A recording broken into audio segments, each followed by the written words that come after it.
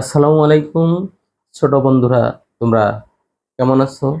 আজকে আমি তোমাদের সাথে একটা গল্প শেয়ার করব যে খরগোশ এবং কচ্ছপের গল্পটা।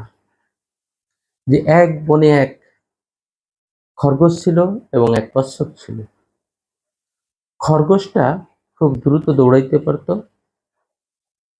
আর কচ্ছপ খুব ধীর গতিতে চলতো।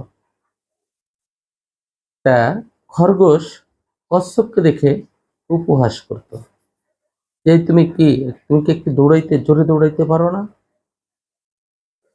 অর্থাৎ কচ্ছপকে মানে অপমানজনক কথা বলতো। এতে কচ্ছপের খুব লেগে যায়। তখন কচ্ছপ খরগোশকে বলে, আচ্ছা চলো আমরা একটা দৌড় প্রতিযোগিতায় দিই, দেখবে দৌড় প্রতিযোগিতায় আমি জিতে যাব। তখন খরগোশ হাসতে থাকে। এরপরে স্থির হলো যে তারা দৌড় প্রতিযোগিতা দিবে এবং বনের সমস্ত পশুরা আসলো দৌড় প্রতিযোগিতা দেখার জন্য। দৌড় প্রতিযোগিতা শুরু হলো। খরগোশ খুব দ্রুত চলে গেল আর কচ্ছপ আস্তে আস্তে চলতে থাকলো। খরগোশ কিছুদূর যেয়ে ভাবলো যে কচ্ছপ তো অনেক পিছনে পড়ে গেছে, আমি এই গাছের ছায়ায় একটু বিশ্রাম নিয়ে নিই, এরপরে আবার আমি উঠে আবার দৌড়ে আমি জিতে যাব।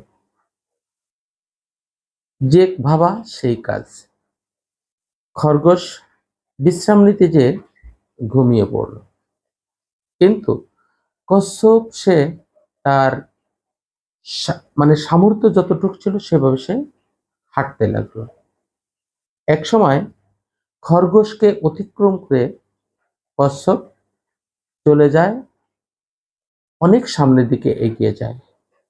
ইতিমধ্যে খরগোশ ঘুম থেকে জেগে ওঠে, দেখে যে বেলা শেষের দিকে।